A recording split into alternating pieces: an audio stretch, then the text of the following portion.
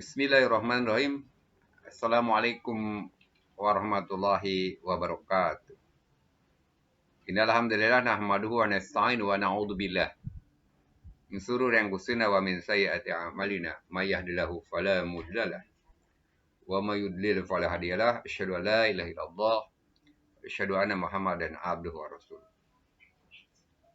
Ada 5 rahasia mengapa Rasulullah SAW sehat dan jarang sakit. Ini yang mungkin perlu dijadikan sebuah pelajaran bagi kita sebagai umatnya. Sehingga bagi pada kondisi yang demikian ini kita bisa menjaga kesehatan di era wabah pandemi COVID-19 ini. Itu sangat relevan sekali karena meningkatnya penyakit virus yang mengenai siapa saja, tidak mengenal dia rakyat, pejabat, orang kaya dan orang miskin.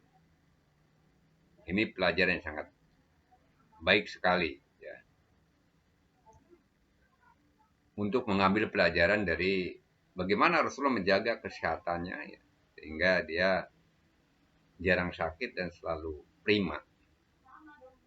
Ini sangat baik sekali ya. Hal ini mengindikasikan bahwa Rasulullah SAW sangat peduli terhadap kesehatan. Bagaimana dalam Sahih Bukhari saja kurang dari 80 hadis yang membicarakan masalah ini ya. Tidak kurang dari 80 hadis yang membicarakan tentang masalah kesehatan. Bagi dengan kitab-kitab yang lain ya. Sahih Muslim, Sunan Abu Dawud, Tirmizi, Baihaqi, Ahmad dan sebagainya. Ada beberapa kebiasaan positif yang membuat Rasulullah SAW selalu tampil fit dan jarang sakit. Bagaimana dikutip dari jejak sejarah kedokteran Islam, karya Dr. Ja'far Khadem Yaman, di antaranya adalah yang pertama, selektif terhadap makan. Tidak ada makan yang masuk ke dalam mulut beliau kecuali makanan tersebut memenuhi syarat halal dan thayyib. Baik ya. Halal berkaitan dengan urusan akhirat ya. Yakni halal cara mendapatkannya, halal juga barangnya. Sedangkan yang kaitan dengan thayyib, baik, berkaitan dengan urusan duniawi. Seperti baik tidaknya atau bergizi tidaknya makanan yang dikonsumsi bagaimana akan mempengaruhi tubuh kita. Memang berkaitan dengan ini kita bisa mungkin apa yang diungkapkan oleh Allah dalam Al-Quran diabadikan di surat Al-Baqarah ayat 168. A'udzu billahi minasyaitonir rajim. Ya ayuhan nasu kulu mimma fil ardi halalan thayyiban. Wa la tattabi'u khutuwatis syaitan. Innahu lakum aduwwum mubin. Wahai manusia, makanlah dari makanan yang halal dan baik yang terdapat di bumi dan janganlah kamu mengikuti langkah-langkah syaitan. Karena syaitan itu musuh kamu yang nyata. Ini menunjukkan bahwa kita harus selektif dalam makanan. Tidak sekedar baik, tidak sekedar halal, tapi baik dan halal harus saling sinergi. Itu yang pertama, yang dilakukan oleh Rasulullah SAW. Yang kedua, tidak makan sebelum lapar dan berhenti makan sebelum kenyang. Ini mungkin kalau kita sebaliknya ya. Kalau kita makan kapan saja, tidak pernah berhenti kalau makan itu enak. Karena apa? Aturannya adalah kapasitas perut dibagi dalam 3 bagian. Sepertiga makanan untuk zat padat, sepertiga lagi untuk minuman, cairan, dan yang ketiga adalah untuk gas. Bagaimana Rasulullah menegaskan dalam salah satu hadisnya, anak Adam tidak memenuhi suatu tempat yang lebih jelek dari perutnya. Cukuplah bagi mereka beberapa suap yang dapat memfungsikan tubuhnya. Kalau tidak ditemukan jalan lain, maka ia dapat mengisi perutnya dengan sepertiga untuk makan, sepertiga untuk minum, dan sepertiga untuk pernapasan. Hadis riwayat Ibnu Majah dan Ibnu Hibban. Yang ketiga, yang biasa dilakukan oleh Rasulullah SAW adalah makan dengan tenang, tumanina, tidak tergesa-gesa dengan tempo yang sedang. Coba. Jadi tumanina itu bukan hanya waktu sholat saja, makan pun tenang, tumanina yang dilakukan oleh Nabi Muhammad SAW. Apa hikmahnya dari ini? Cara makan seperti ini akan menghindari tersedak, tergigit.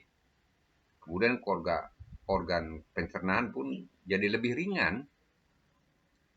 Makanan pun bisa dikunyah dengan lebih baik. Sehingga kerja organ pencernaan bisa berjalan sebagai mana mesin yang saya sebut.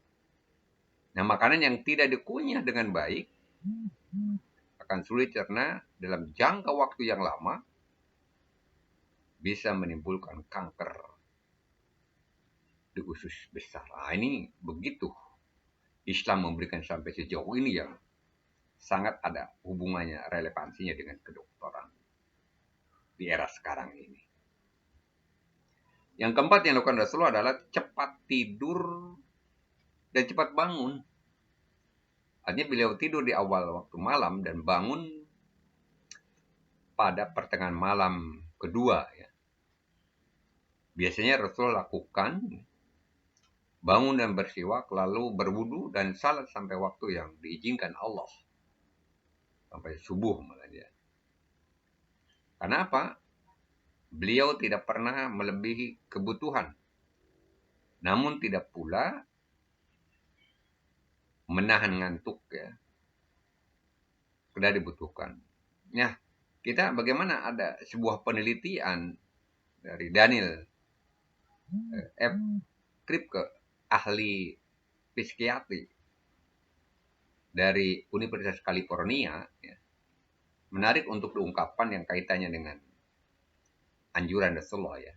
Ini penelitian dilakukan di Jepang dan di Amerika Serikat selama 6 tahun dengan responden yang berusia antara 30 sampai 120 tahun. Maka beliau mengatakan bahwa orang yang bisa tidur 8 jam sehari memiliki risiko kematian yang lebih cepat. Perhatikan ya, yang 8 jam. Ini sangat berlawanan dengan mereka yang biasa tidur 6 sampai 7 jam sehari. Nah, di sini Nabi Muhammad SAW biasa tidur selepas Isya untuk kemudian bangun malam.